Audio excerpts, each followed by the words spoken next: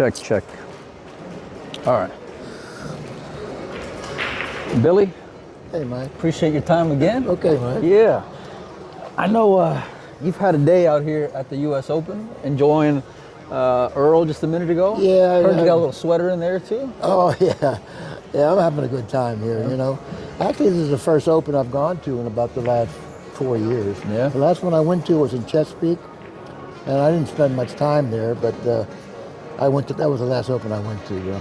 At my age, I don't really know many of these players, you know. I don't think you give yourself enough credit. I don't really know any, but I know some of the players like Jason Shaw, Sure, and Torsten Homan, and well, of course I know Van Boney. Yeah, and, of course. And Alex Pagulain and those guys, you know, because they were really relevant. Well, you mentioned Van Boning and Pagulain, and coming up this October, you're going to be joining a pretty exclusive Hall of Fame with the likes of those two guys. I mean, tell me about it, I can't Billy. believe that. You know, listen, back in the day, there was a lot of players that I really idolized. Yeah. And they all wanted to be in the Hall of Fame. I never had those aspirations. No? Never. You know what I mean? Because I tell you why. In the mid '60s to the early '70s, I was a real good player. You know, Yeah. I'll tell you some of the players that I beat that I believe should be in the Hall of Fame. I played Wade Crane. I beat Wade Crane. I played Junior Tai. I beat Junior Tai. You're aging yourself now, Billy. Huh? You're aging yourself now. Well, I'm just telling you what's happening. You know. Yeah. Yeah. I was like I'll tell you, I had a player back in the day that was a great player, and he never made it to the Hall of Fame. That was Jimmy Reed. Have you heard the name Jimmy Reed? Yeah, of course, yeah. I played Jimmy Reed a session in Johnson City when I was really playing good. I played him at 36 hours, okay? And I'm not a long player. How old were you? 36 hours straight? I played him 36 hours. My capacity, as far as my stamina, I could play maybe 10 hours, okay? I really didn't have a lot of stamina. 10 hours, I played good for 10 hours. But after that, I was dead. I was going to say. But I played him for 36 hours, but I had him beat. One pocket. No, we played 9-ball. 9-ball. Yeah. I played him for 36 hours. And I had him beat pretty good, you know, and he ended up, in the last 12 or 13 hours we played, he just destroyed me. Yeah. I kind of like fell dead on him. But still, I would say so. But that 36. guy played so good. Yeah. I mean, the longer he played, the better he played. Anyways, he ended up beating me. But my point is this: of all the players I played back there, Wade Crane, great player. I played Jimmy Matai, a real good player. Yeah, of course. Grady Matthews, sort of like, 9-ball. I played him in his own pool room in South Carolina, wherever it was. I beat him. There was two guys that beat me: Buddy Hall. Never heard of him. And Jimmy Reed. Okay? Yeah. But I was Rest at in that peace, time. buddy. I was probably, and when you were like a champion in the United States. Yeah. Back then, that was considered like, well, you're a world champion. Yeah, you're the man. Yeah, you're the of world course, champion. yeah. You know? And so I was probably the third best player in the country at that time. You know? I have to give Jimmy the credit. He's a great player. Yeah. He beat me, and Buddy beat me. Okay, but I beat everybody else I played. So when you think about all this, though, and you mention guys you think ought to be in there, what's it mean to hear yourself, and like, has it sunken in yet? Because October's right around the corner for your induction ceremony.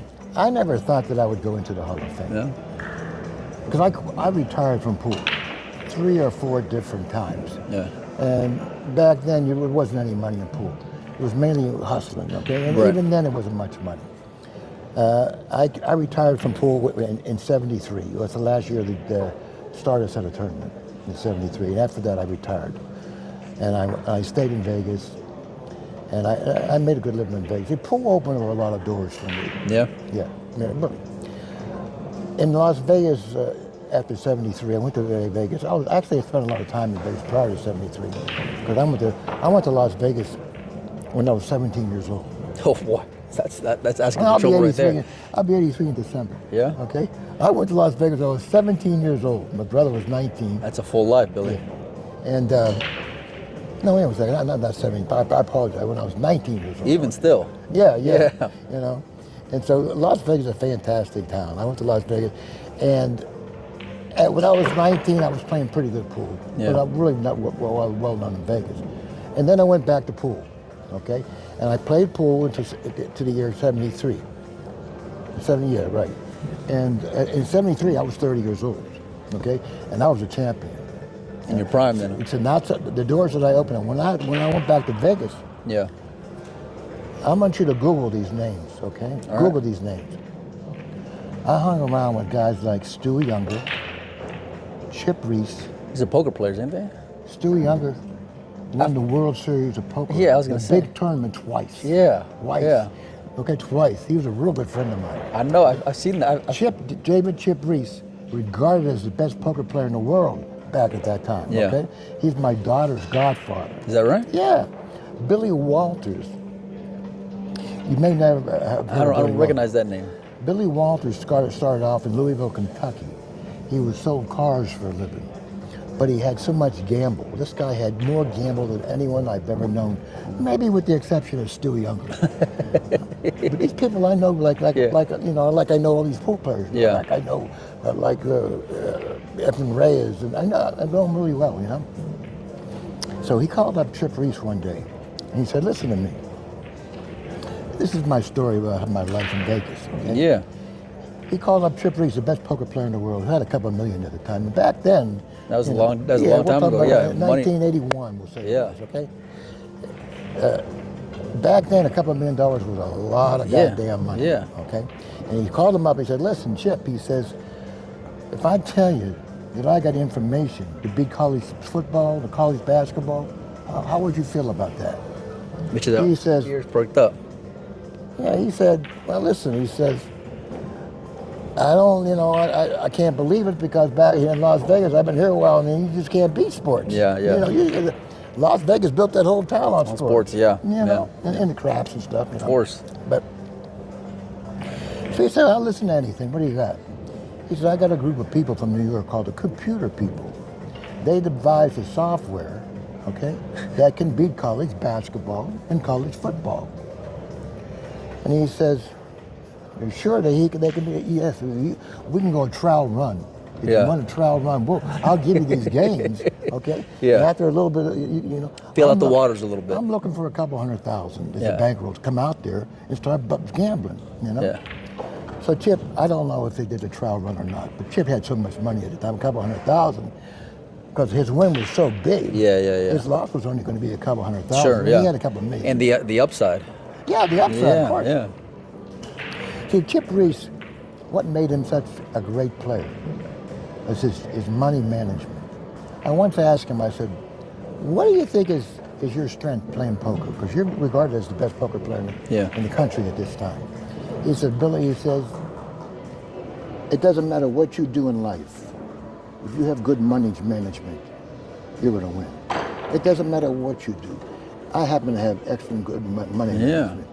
And that's why I'm regarded as the best poker player." And I never forgot that. Yeah, it's pretty Never profound forgot stuff, especially back then to be wise beyond your years there then. that. So you might say, well, why, if he had such good money management, why did he come up with 200,000, not even know what the outcome would have been? He's just guessing. Yeah. Because of the odds on the money he was getting, which you hit on. Yeah. He said, look at his upside. Sure, yeah, Look at his yeah, upside, yeah. So he said, "Come on in." So I'm real close with Chip. I was real close with Chip, because this is the doors that pool opened up for me. Chip liked me because I was a champion. Yeah. Dora Brunson liked me. You've heard of Doc Texas Of course. Dog, Yeah, right? of course. Yeah. I did all kind of stuff with them guys out there in Vegas. Every time I hear you talk, I just get more and more amazed. No, But go ahead. seriously. Yeah, yeah. I want you to Google Billy Walters. Billy Walters is a billionaire today. Is that right? He's a billionaire, okay? I swear to God, he's a billionaire. I used to go over his house and eat dinner with him, go to ball games with him, Yeah. and watch the UNLV Rebels play. I would sit by him, and he said to me, "There's a guy coming in Vegas from South Carolina." He says he's a real big bettor. He wants to go to the games with me, and see, I was a real good odds maker. Yeah. Like him in pool, I'm a good odds maker. Yeah, I've heard. And I had a niche and a real good idea of how to make odds on basketball and football.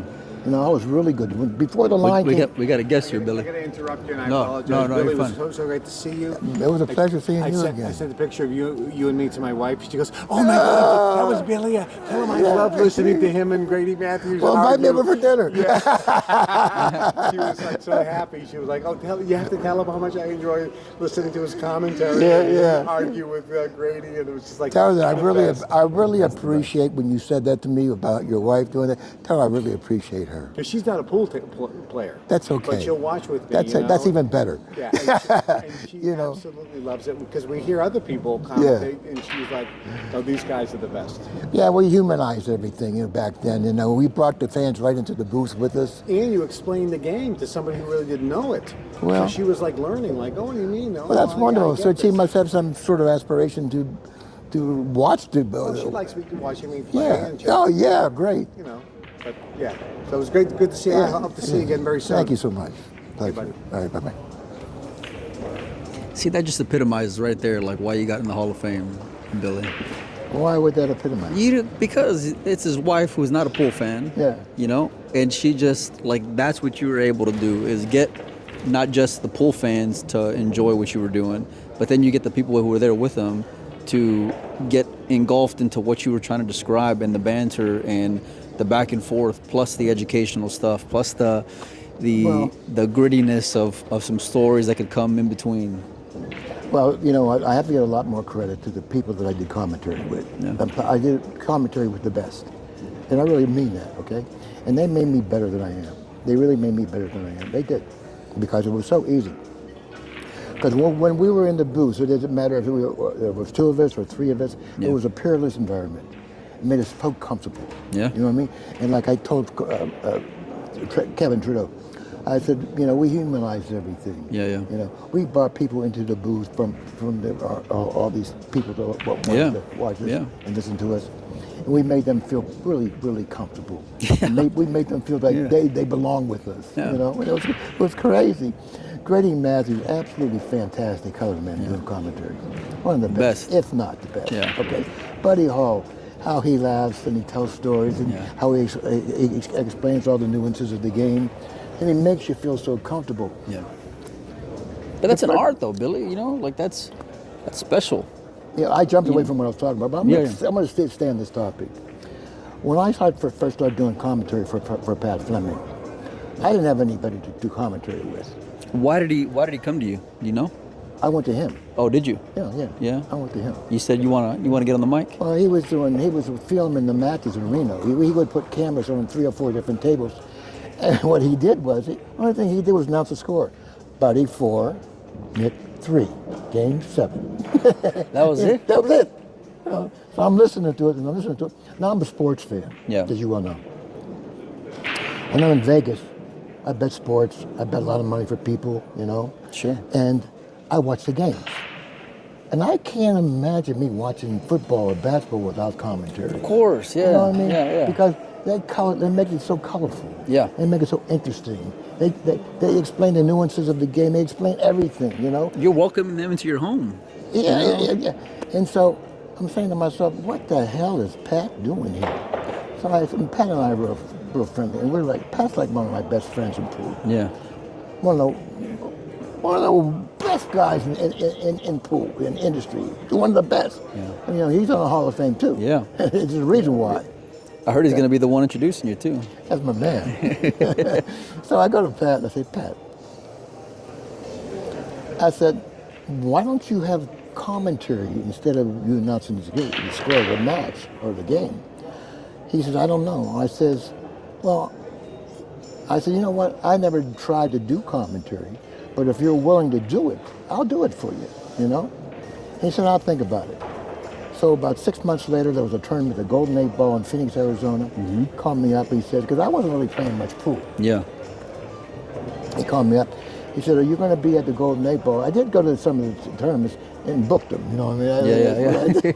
Yeah. I swear. You just happened to be here. I apologize, And I know that, that precluded me in a sense to be inducted because I was booking here. But you know what? That's what's so humbling.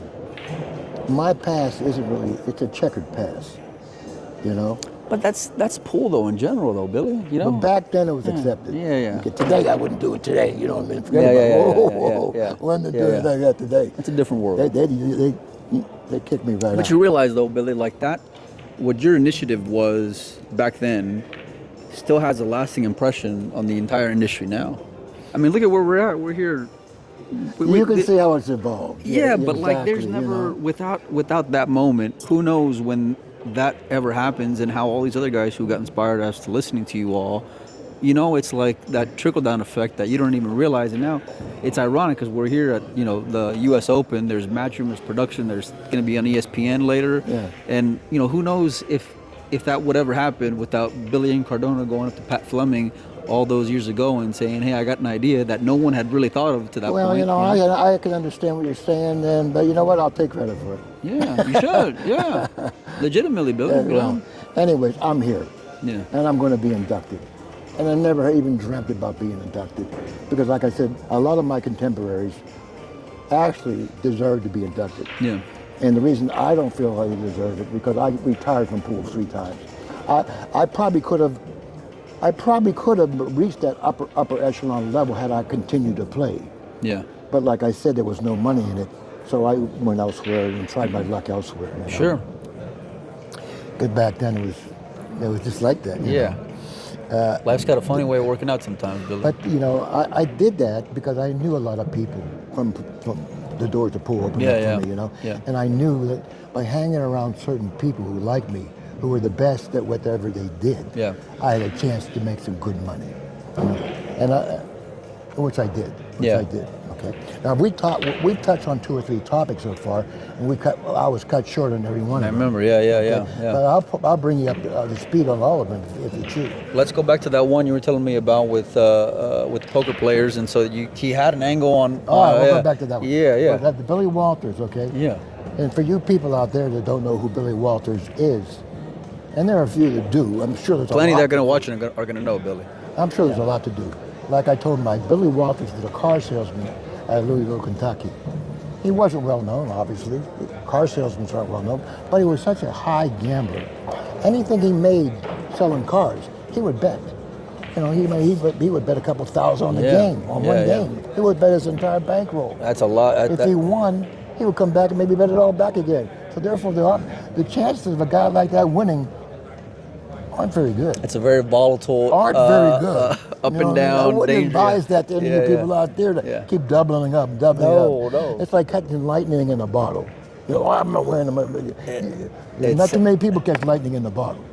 No, and then even if you do, you're eventually going to get struck at some point too. Absolutely.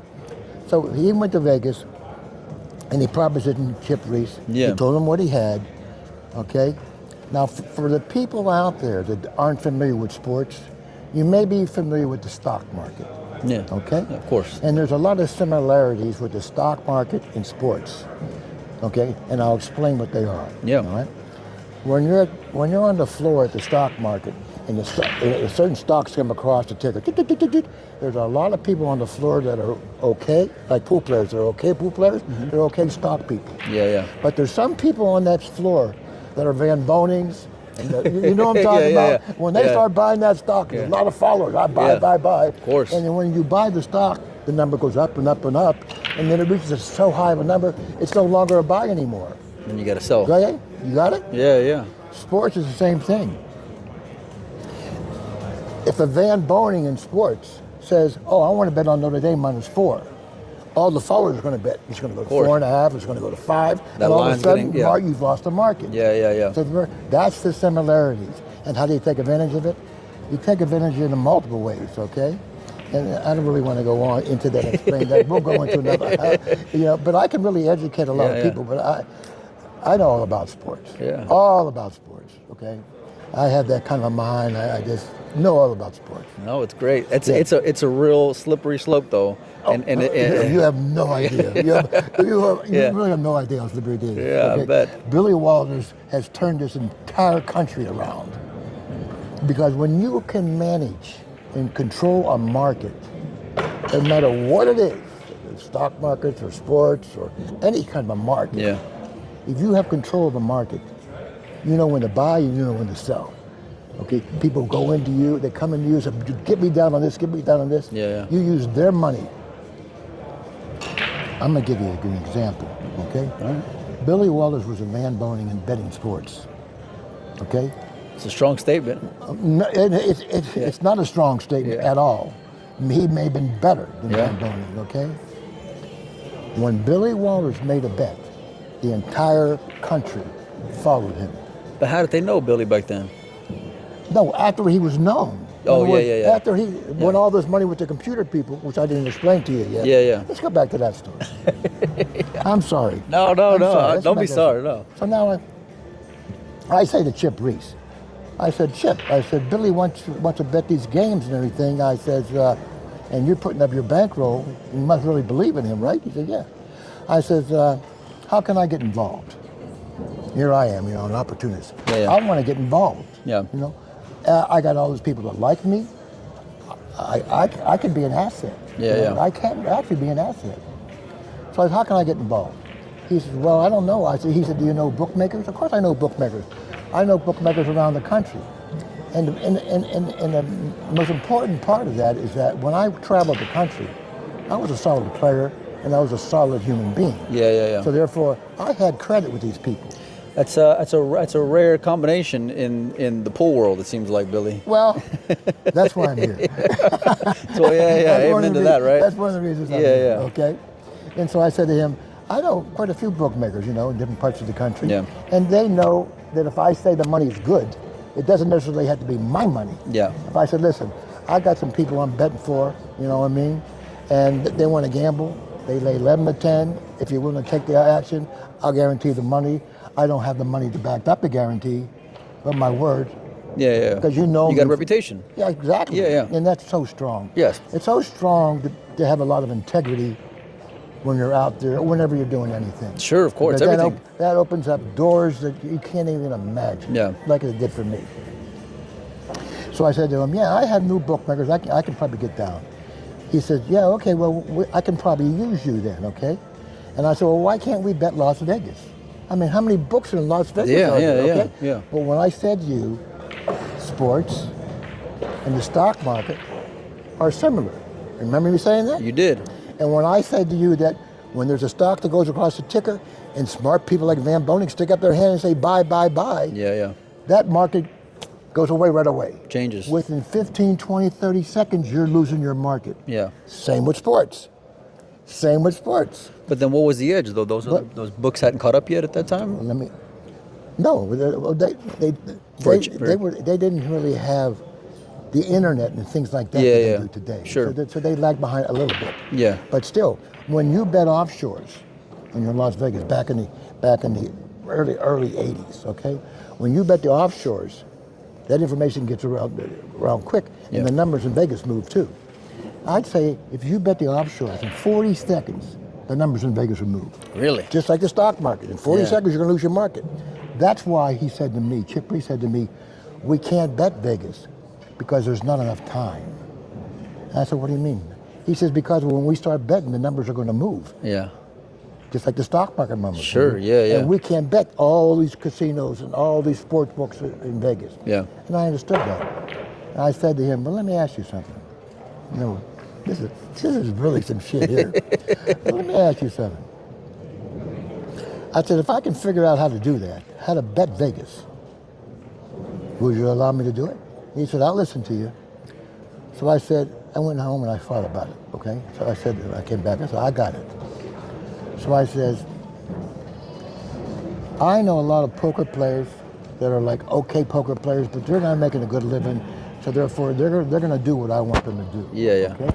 I know a lot of pool players in Vegas. Okay, not all of them are credible, but I know the ones that are. Yeah. So therefore, I can trust them with some bankroll. Yeah. I said, here's what I want to do. I want to go buy Motorola, and I want to get 9 two-way radios. Okay, are you feeling this? Yeah. And what's so great about It's like this, Ocean's 11 back in the 70s. I'm Billy, telling you know what what I mean? did. Yeah. I pioneered this. Yeah. And I do stuff like that. I just Before my cell mind- phones, you wanted to connect instant with people. with the two-way radios. Every one of my people will have a two-way radio, and all I got to do in my office when I'm betting the bookmakers, all I got to do is click that radio and say Notre Dame minus 2.5 or 3, and I got 9 books bet in 20 seconds. At the same time. In 20 seconds.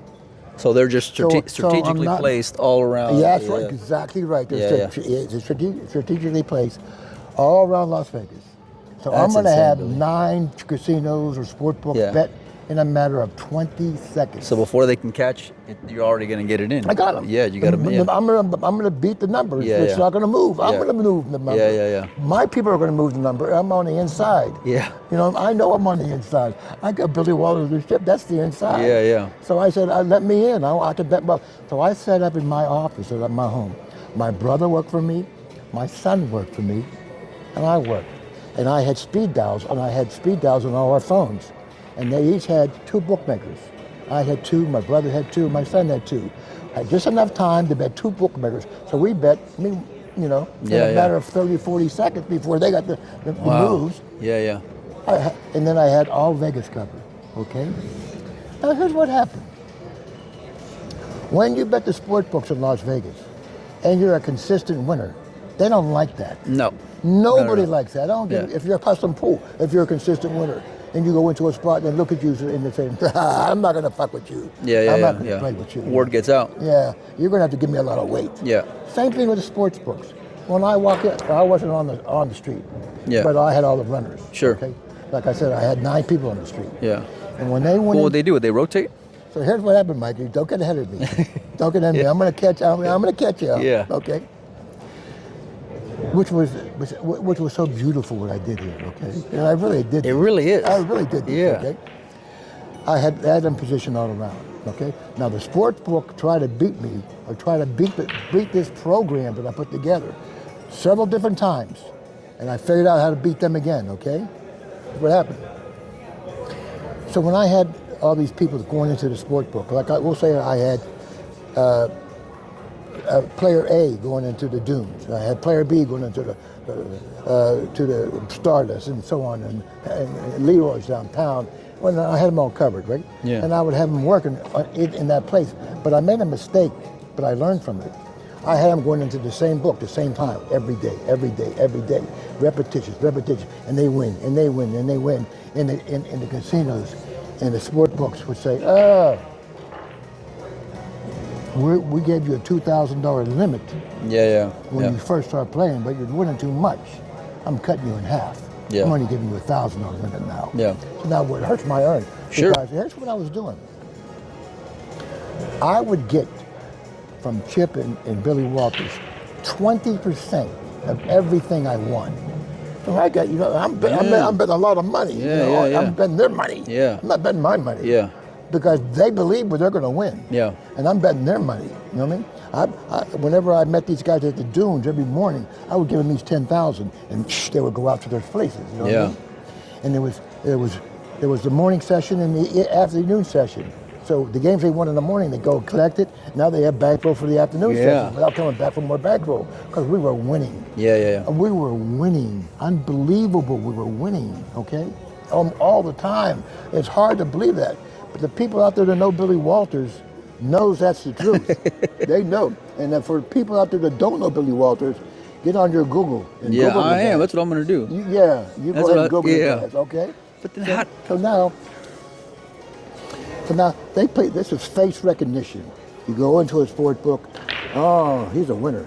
I'm gonna cut his ass in half. Okay. They recognize them. Yeah. Yeah. And they come up with an in-house policy. No two-way radio is permitted in the sport book. Okay? So they weren't even trying to hide it then, huh? No, they had two-way radio right there. They were trying to be a little discreet. Yeah. And a little discreet, the two-way radio, but they carried it, It was only like this here. Put it in their pocket. They can carry it. That was the Billy Incardona rules, what that was. There it was, really. But still, I mean, you're not going to go unnoticed. Someone's either going to rat you out or you're going to be noticed. Yeah.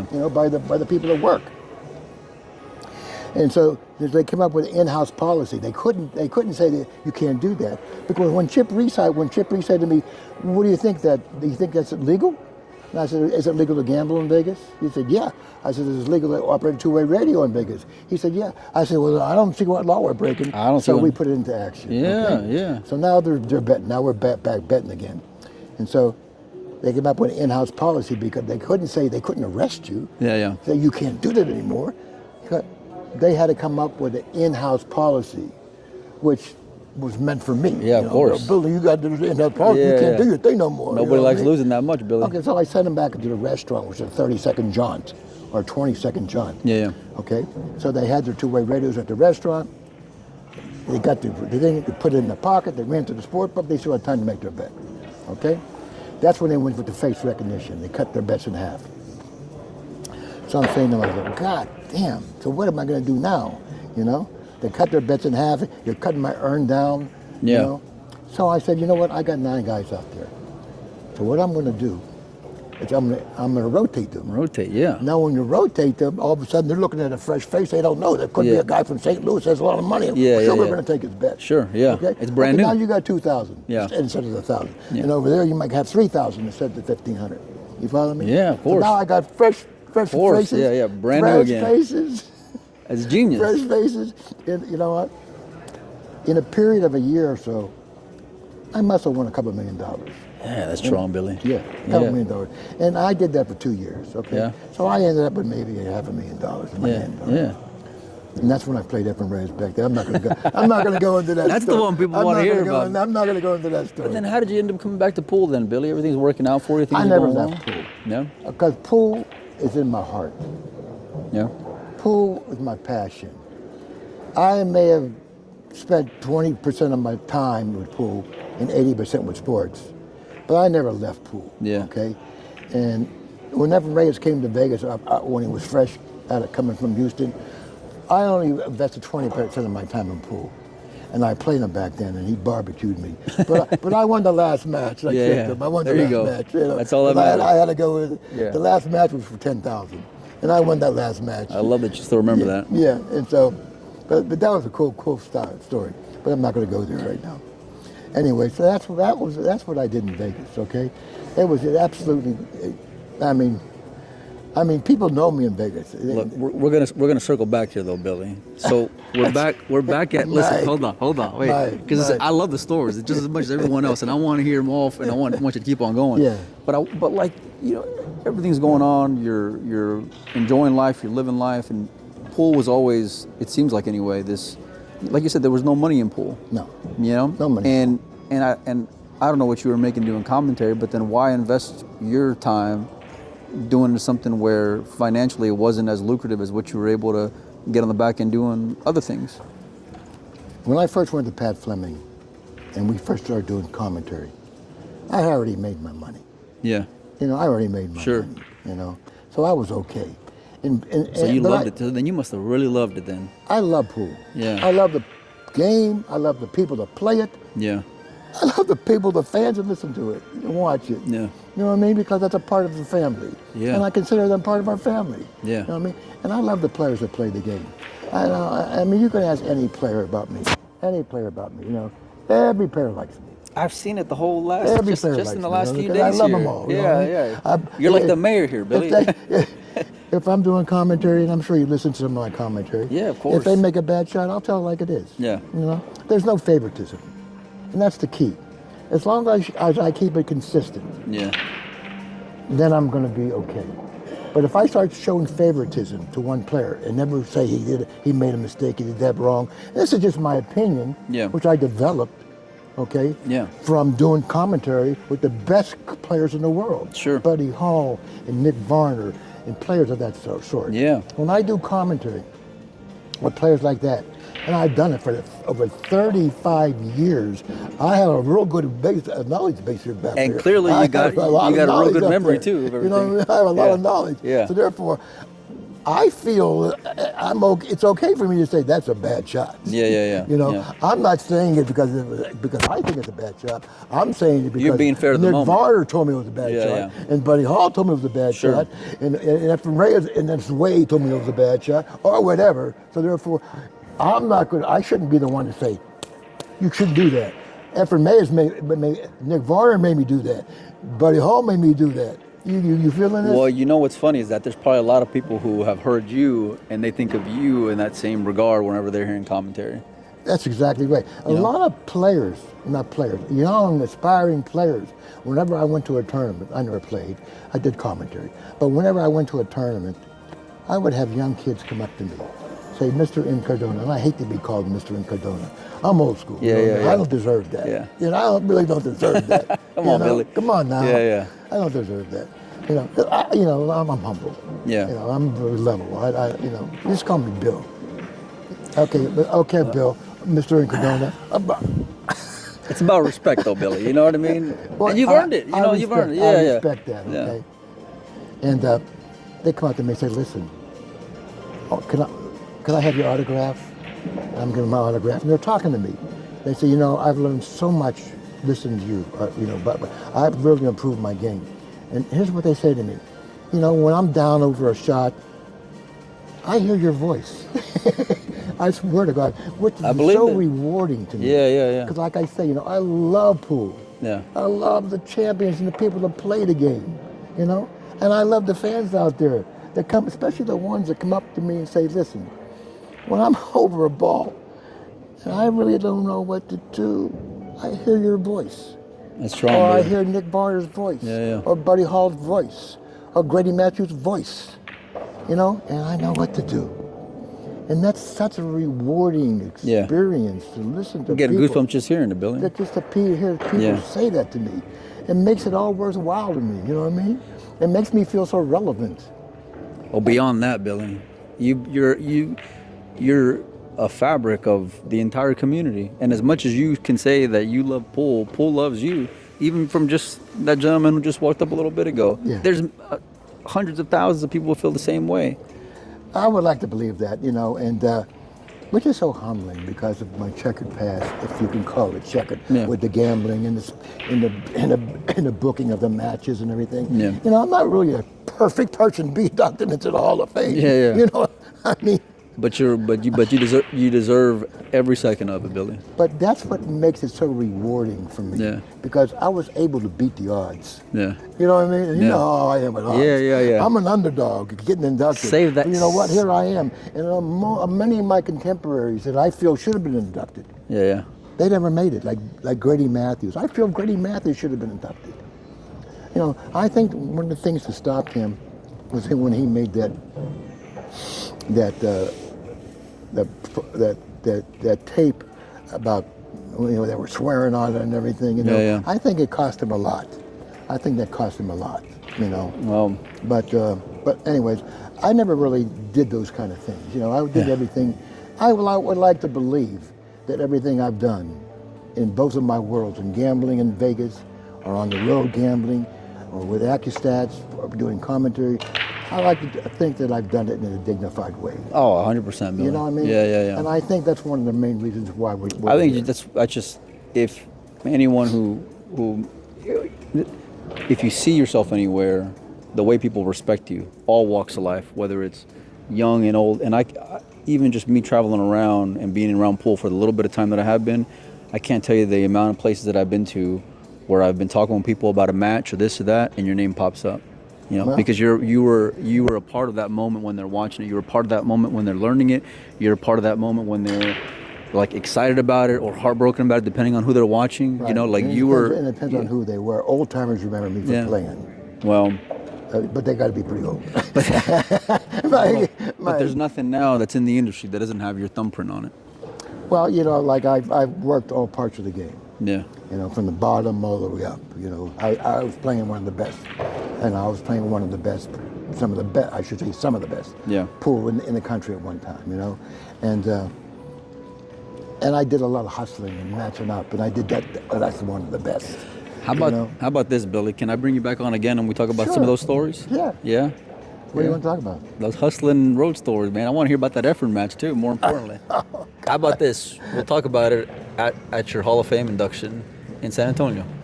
Well, I could talk. I don't know how long they want me to be up there, but I can tell you this: the longer I'm up there, the more they're going to like it. I can tell you that. I can guarantee you that, Billy. I can guarantee you that. Because they know me.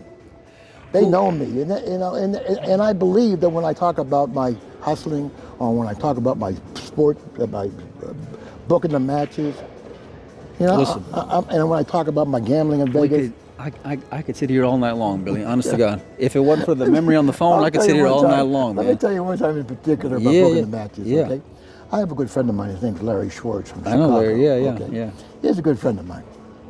And when I was booking the matches, I would use him as my runner. Yeah.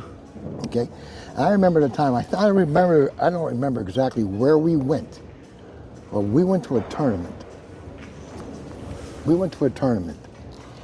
And before we went to that tournament, I went online, okay, and I bought this bow tie that lights up. Boop, boop, boop, boop, Is that boop, right? boop, yeah. And the reason I bought this is because there was a couple other bookmakers doing this behind me, that followed me, because I'm the one that started all of it. I started all. So like following what you were doing. Yeah. Yeah. So I got him this bow tie, and I said, I want you to wear this when you're taking the bets, because if you wear this when you're taking the bets, they'll know where you are at all times. Yeah. You'll stand out. yeah, you'll be blinking. You know what I mean? Yeah, and they know my money's good, right? Yeah, They yeah. know you're my man, you're my runner. That's right. Yeah. Okay? Ain't nobody gonna forget the blinking blow tie. Because they may be looking for you, but they can't find you, and they'll bet someone else. They'll see it You know, though. but I got this bow tie. Yeah. You thought about it all, Billy. You thought about it all, man. And so Steve Miserak said to me, I said to Steve, Steve, but can I book this tournament? He said, yeah, you should book it. He said, listen, and you can book this tournament. He said, the policeman, the security at the gate, he said, I know him personally. He's a good friend of mine. He said, you can book the matches. Don't worry about it. He'll be, after he sees all the cars parked and everything, he comes inside, watches the game. Yeah. And don't worry about it. You'll be okay. I said, okay. So Larry's got the fucking tie blinking. And this cop couldn't resist it. He fucking called up the station. They came up and busted us. Because the guy's wearing the bow tie. Well, yeah, because we were blinking everything, and I'm gambling, booking matches. You know what I mean? Like just like a slap in the face. You know what I mean? Yeah, okay, I can do anything I want to do. Yeah. But Steve Miserak gave me the okay. I swear he gave me the okay. Steve, you gave me the okay. That's the funniest thing. Yeah. So they took Larry to jail. And all the receipts from that particular match was taking place. The matches were taking place. I threw them in the fucking toilet. Mike. Okay? And flush them. Yeah. And you don't know how many phone calls I got after that. I had a bet. I kept paying off. But what are you going to do? Well, yeah. You have to keep your reputation, right? Exactly right. Yeah. You know what I mean? And I must have paid, I don't know how much I owed. I may have owed 10,000, we'll say. Yeah. I must have paid 20,000. You know what I mean? Yeah, People calling me up, and I can't dispute it. You know what I mean? Because these are my customers, and I made so much money from these people. You know what I mean? How can I say, no, you didn't? Well, but your reputation can have a price on it, though. That's the thing. That's the price of doing business. That's it. Amen. That's the price of doing business, baby. You know about that shit. Yeah. Hey, I appreciate you, Billy. Yeah. Okay. We're gonna talk some more, though, huh? Okay. This is like the best stuff, man. And you don't understand. People love hearing these kind of stories, not from in general, but especially from like the Billy Incardona. I can't tell you the amount of texts or messages or just like genuine excitement. And it's one thing for people to like just appreciate it for what it is, but for them to go out of their way to like reach out just shows like how much that it means something, And you still continue to do it. So.